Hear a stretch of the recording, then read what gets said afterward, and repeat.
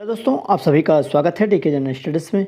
दोस्तों, आप सभी के लिए सीजीपीएससी प्री एग्ज़ाम के लिए यहाँ पर मैं क्लास लेकर आया हूँ, जो कि इंडिया जीके का क्लास है और यह तीसरे नंबर का क्लास है। इससे पहले मैंने 2 क्लास और करवा रखा हूँ, तो आपने अगर नहीं देखे होंगे तो नीचे आपको प्लेलिस्ट मिल जाएगा या डिस्क्रिप्शन में भी लिंक आपको मिल जाएगा, आप वहाँ से जाकर जरूर देख पाएंगे। जो मैं प्रश्न लेकर आया हूँ काफ़ी महत्वपूर्ण है, तो चलिए वीडियो में बने रहिए। और दोस्तों, चैनल में पहली बार आए तो चैनल को सब्सक्राइब जरूर कर ले, क्योंकि इस चैनल में आपको व्यापम एवं सीजीपीएससी की निःशुल्क तैयारी करवाई जाती है, जो कि एमसीक्यू के माध्यम से, साथ ही साथ गवर्नमेंट जॉब की जानकारी भी दी जाती है।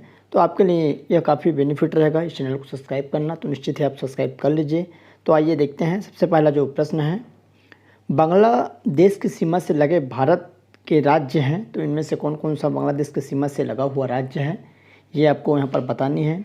क्वेश्चन का लेवल अच्छा है, अच्छे हाई लेवल का क्वेश्चन है। तो चलिए 4 ऑप्शन है और आपकी तैयारी कितनी है उसको भी आप चेक करते जाइएगा। पहला यहाँ पर देख सकते हैं पश्चिम बंगाल, नागालैंड, असम, मेघालय। उसके बाद दूसरा है नागालैंड, असम, सिक्किम, पश्चिम बंगाल, मेघालय, असम, पश्चिम बंगाल, त्रिपुरा, नागालैंड, असम, पश्चिम बंगाल, मणिपुर। तो इसका सही आंसर यहाँ पर स हो जाएगा, मेघालय, असम, पश्चिम बंगाल और त्रिपुरा, जो कि बांग्लादेश देश है उसकी सीमा से यहाँ पर लगा हुआ भारत का राज्य है। अगला प्रश्न है दूसरा नंबर, एक इतिहासकार ने पानीपत की तीसरी लड़ाई को स्वयं देखा, वह इतिहासकार कौन था? खफी खां, काशीराज पंडित, दत्ताजी पिंगले या हरचरण दास। तो इसका सही आंसर यहाँ पर बी हो जाएगा, काशीराज पंडित, जिन्होंने एक इतिहासकार था। पानीपत की जो तीसरी लड़ाई हुआ था उसको स्वयं इन्होंने देखा था। अगला प्रश्न है तीसरा नंबर क्वेश्चन, भारत में योजना का प्रारंभ वास्तव में द्वितीय पंचवर्षीय योजना से हुआ, भारतीय योजना के वास्तुकार कौन थे? तो जवाहरलाल नेहरू, मोरारजी देसाई, सी.डी. देशमुख या पी.सी. महालनोबिस। तो उसका करेक्ट आंसर द हो जाएगा, पी.सी. महालनोबिस, जो कि भारतीय पंचवर्षीय योजना के वास्तुकार थे। तो उसका सही आंसर यहाँ पर द हो जाएगा, पी.सी. महालनोबिस। टोटल आपको मैं यहाँ पर 35 क्वेश्चन बताऊंगा, 35 प्रश्न बताऊंगा, जो कि आपके सामान्य ज्ञान जो पीएससी प्री एग्ज़ाम होना है 12 फरवरी को, उसके पहले पेपर जिसमें 50 प्रश्न भाग 1 से पूछे जाएंगे, जो कि भारत का सामान्य ज्ञान रहेगा, और भाग 2 छत्तीसगढ़ का सामान्य ज्ञान, जिसमें 50 प्रश्न पूछे जाएंगे।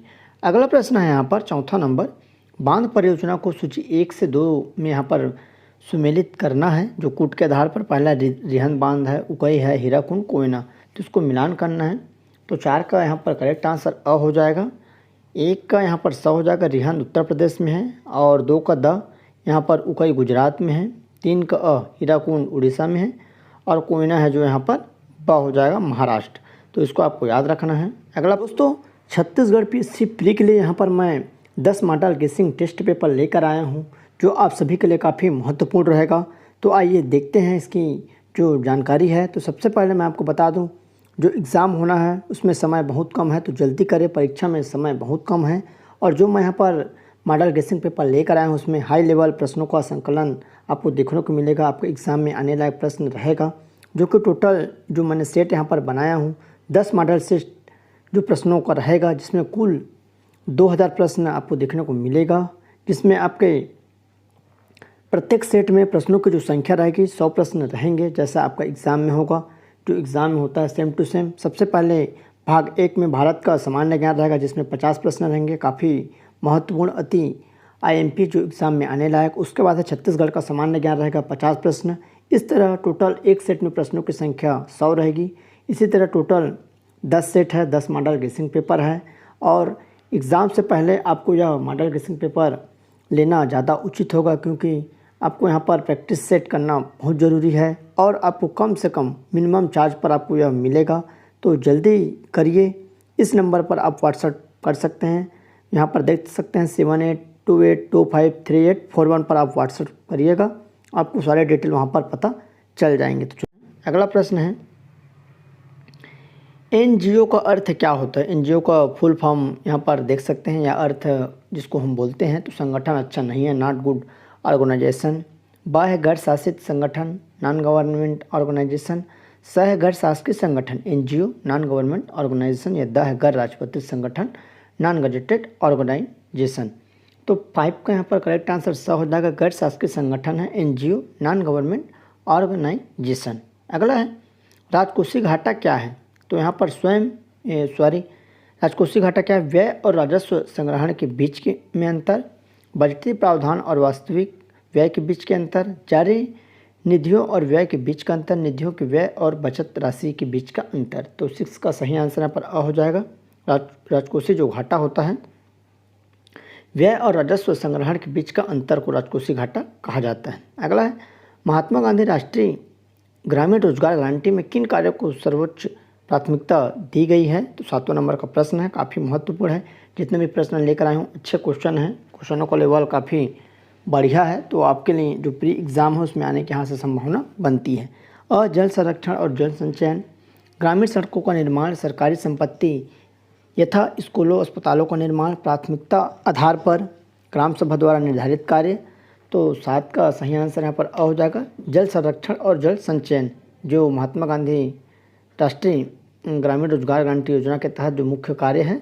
अगला है, कौन सा सबसे ऊंचा पर्वत है? माउंट एवरेस्ट, कंचनजंगा, लोटसे या मकालू? तो इसका सही आंसर यहाँ पर अ हो जाएगा। माउंट एवरेस्ट सबसे ऊंचा पर्वत है। 9वां नंबर प्रश्न है, सोनार निम्न के प्रयोग में लाया जाता है? तो अंतरिक्ष यात्रियों द्वारा, डॉक्टरों द्वारा, इंजीनियरों द्वारा या नौ संचालकों द्वारा? तो सोनार जो होता है यहाँ पर द ऑप्शन इसका सही हो जाएगा। नौ संचालक जो नाव वाले होते हैं उसके लिए यहाँ पर सोनार का उपयोग किया जाता है ताकि समुद्र की गहराइयों का वो पता लगा सके। अगला है, पीतल में कौन सी धातुओं का संयोग होता है? तो तांबा एवं निकल है, तांबा एवं टिन है, तांबा एवं जस्ता है, तांबा जस्ता एवं निकल। तो पीतल में किस धातु का यहाँ पर संयोग होता है, मिश्रण होता है? तो इसका सही आंसर स हो जाएगा, तांबा और जस्ता। अगला है, किसने कहा था नेहरू देशभक्त हैं, जिन्ना राजनीतिक हैं? तो मौलाना आज़ाद, महात्मा गांधी, मोहम्मद इकबाल या सरदार पटेल? तो इसका सही आंसर यहाँ पर स हो जाएगा, मोहम्मद इकबाल। इन्होंने कहा था कि नेहरू देशभक्त हैं और जिन्ना राजनीतिक। अगला है, 12वां नंबर प्रश्न है, निम्न में कौन एक 1857 में क्रांति में प्रतिभागी नहीं था? बख्त खां, तात्या टोपे, खान बहादुर खां, मनमथ नाथ गुप्त? तो इसका सही आंसर यहाँ पर द हो जाएगा, मनमथ नाथ गुप्त, जो कि 1857 के क्रांति में भाग नहीं लिया था। अगला है 13वां नंबर, महावीर स्वामी ने किस भाषा में उपदेश दिए थे? आर्य सुधर्मा, संस्कृत, प्राकृत या गुजराती? तो इसका सही आंसर यहाँ पर स हो जाएगा, प्राकृत। महावीर स्वामी ने प्राकृत जो अर्ध मागधी भाषा है उसमें यहाँ पर उपदेश दिया था। अगला प्रश्न है, किस वर्ष ब्रिटिश सरकार ने भारत की राजधानी कलकत्ता से दिल्ली हस्तांतरित किया या स्थानांतरित किया? 1901, 1911, 1912, 1947? तो इसका करेक्ट आंसर यहाँ पर 1912 हो जाएगा। स ऑप्शन इसका सही हो जाएगा। अगला प्रश्न है, भारतीय संविधान के किस भाग में समान सिविल संहिता की बात की गई है? प्रस्तावना, मौलिक अधिकार में, राज्य के नीति निर्देशक तत्वों में, द इनमें से कोई नहीं? तो इसका करेक्ट जो आंसर है स हो जाएगा। राज्य के जो नीति निर्देशक तत्व हैं इसमें कहा गया है कि भारतीय संविधान मतलब सिविल संहिता की बात कही गई है राज्य के नीति निर्देशक तत्वों में। अगला है, सही जोड़ी का मिलान करना है। तो यहाँ पर दिया है कॉस्मोलॉजी, इकोलॉजी, एंथोलॉजी, पोमोलॉजी या न्यूरोलॉजी। तो इनको यहाँ अपना मिलान करना है। तो आइए देखते हैं 16वां का। तो 16वां का जो करेक्ट आंसर यहाँ पर आपका हो जाएगा द हो जाएगा, जो कि यहाँ पर सही हो जाएगा द। 3, 1, 5, 4, 2। तो इस तरह इसको आप मिलान कर सकते हैं। अगला प्रश्न है, किसने अद्वैतवाद का प्रतिपादन किया था? शंकराचार्य, रामानंद, कबीर या चैतन्य? तो अद्वैतवाद का जो प्रतिपादन करने वाले थे शंकराचार्य जी थे। अगला प्रश्न है 18वां नंबर, एक व्यक्ति अपनी नागरिकता खो देगा यदि वह नागरिकता को स्वेच्छा से परित्याग कर दे, सरकार उसकी नागरिकता वापस ले ले, वह स्वेच्छा से अन्य देश की नागरिकता ले ले या उपयुक्त सभी? तो एक व्यक्ति अपनी नागरिकता कैसे खो देगा? तो ये सभी आ जाएगा यहाँ पर, उपयुक्त सभी। अगला प्रश्न है, सहायक संधि व्यवस्था को स्वीकार करने वाले प्रथम भारतीय देशी शासक कौन थे? तो ग्वालियर के सिंधिया, बा है हैदराबाद के निज़ाम, स है पंजाब के दलीप सिंह या द है नागपुर के भोसला? तो इसका करेक्ट आंसर यहाँ पर बी हो जाएगा। सहायक संधि को स्वीकार करने वाले प्रथम जो भारतीय थे हैदराबाद के निजाम थे। अगला है, जैन धर्म के प्रथम तीर्थकर कौन थे? पार्श्वनाथ, ऋषभनाथ, चेतक या त्रिशाल? तो उसका सही आंसर यहाँ पर बी हो जाएगा, ऋषभनाथ, जो कि जैन धर्म के प्रथम तीर्थकर थे। चंगेज खां के नेतृत्व में भारत किसके समय में आक्रमण किया था? तो चंगेज खां के नेतृत्व में जो भारत में किसने मतलब किसके समय में आक्रमण किया था? तो यहाँ पर बलबन है, फिरोज तुगलक, इल्तुतमिश या बाबर, तो उसका सही आंसर इल्तुतमिश हो जाएगा। इल्तुतमिश के समय में चंगेज खान ने भारत पर आक्रमण किया था। अगला प्रश्न है 22वां नंबर, क्रांतिकारियों को जीवन के अंत के प्रकार आधार पर सुमिलित यहाँ पर करना है, सुमेलित करना है। तो देख सकते हैं जतिन दास है, चंद्रशेखर आज़ाद, भगत सिंह, कल्पना दत्त। तो 22 का जो सही आंसर यहाँ पर हो जाएगा आपका ब हो जाएगा, जो कि यहाँ पर करेक्ट आंसर है। तो यहाँ पर देख सकते हैं ब वाला आपका अ का 2 हो जाएगा यहाँ पर, जतिन दास भूख हड़ताल, और उसके बाद 3 है चंद्रशेखर मुठभेड़ के दौरान, उसके बाद आपका भगत सिंह फांसी, और कल्पना दत्त यहाँ पर आपका 1 से हो जाएगा। अगला प्रश्न है 23वां नंबर, निम्नलिखित में किसने भारतीय संविधान की प्रस्तावना को हमारे संप्रभु प्रजातांत्रिक गणतंत्र की जन्म कुंडली कहा है? तो जवाहरलाल नेहरू है, वल्लभ भाई पटेल, बी आर अम्बेडकर या के एम मुंशी। तो उसका सही आंसर यहाँ पर द हो जाएगा। के एम मुंशी ने यहाँ पर हमारे जो प्रस्तावना में है संप्रभु प्रजातांत्रिक गणतंत्र की को यहाँ पर जन्म कुंडली कहा है। अगला है 24वां नंबर, भारत के महान न्यायवादी को कैसे नियुक्त किया जाता है? तो संसद द्वारा, राष्ट्रपति द्वारा, संसद की सिफारिश पर, राष्ट्रपति द्वारा या मुख्य न्यायाधीश द्वारा यहाँ पर किया जाता है। तो इसका सही आंसर ब हो जाएगा, राष्ट्रपति द्वारा भारत के न्यायवादी को यहाँ पर नियुक्त किया जाता है। अगला है अता अली खां किसका नाम है? अबुल फजल, अबुल फैजी, टूडर मलिया, मिर्जा तानसेन। तो इसका सही आंसर यहाँ पर मिर्जा तानसेन हो जाएगा, जो अता अली खान का नाम है। तो इसका सही आंसर यहाँ पर द हो जाएगा। अगला प्रश्न है जवाहर सुरंग कहाँ से गुजरती है? तो ये जवाहर सुरंग है, पीर पंजाल है, बनिहाल है, बुर्जिल है या जुजीला है? तो जवाहर जो सुरंग है कहाँ से गुजरती है? तो इसका करेक्ट आंसर यहाँ पर बनिहाल दर्रा हो जाएगा, ब इसका आंसर सही हो जाएगा।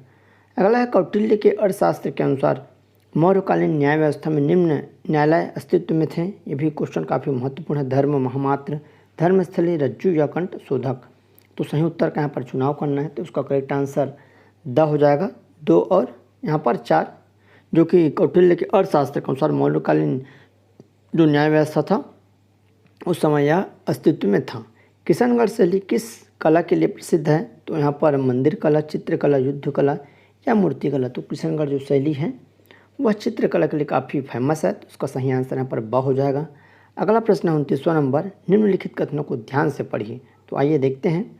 यहाँ पर 3 कथन दिया है। पहला है प्रतिवर्ष 8 मार्च को अंतर्राष्ट्रीय महिला दिवस मनाया जाता है, 5 जून को अंतर्राष्ट्रीय विकलांग दिवस मनाया जाता है और 10 दिसंबर को मानव अधिकार दिवस मनाया जाता है। तो 29 का यहाँ पर करेक्ट आंसर क्या हो जाएगा?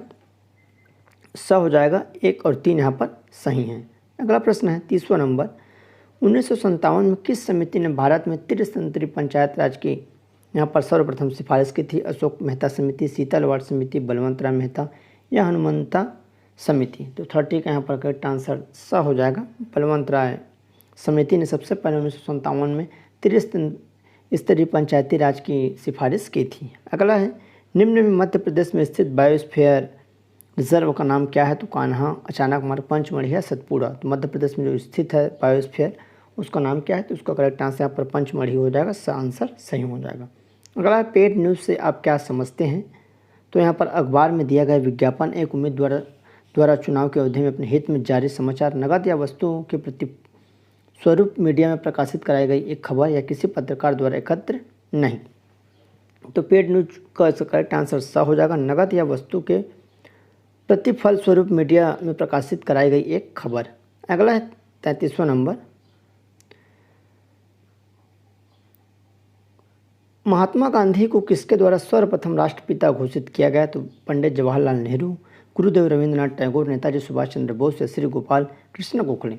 33 का करेक्ट आंसर यहाँ पर स हो जाएगा। नेताजी सुभाष चंद्र बोस ने सबसे पहले महात्मा गांधी को राष्ट्रपिता यहाँ पर बोला था, घोषित किया था।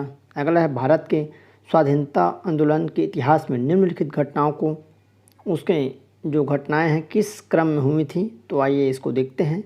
पहला है पूर्ण स्वराज प्रस्तावना, दांडी यात्रा, चौरा चौरी कांड और क्रिप्स मिशन का आगमन।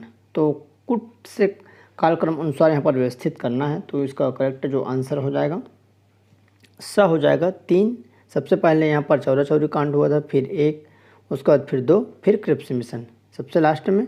अगला प्रश्न है सूची 1 संस्थापक संचालक को सूची 2 धार्मिक संप्रदाय सिक्कुट के आधार पर सुमेलित करना है। पहला है सूची 1 पुष्टि मार्ग वरकरी, हरि कीर्तन मंडली या धर्म दास।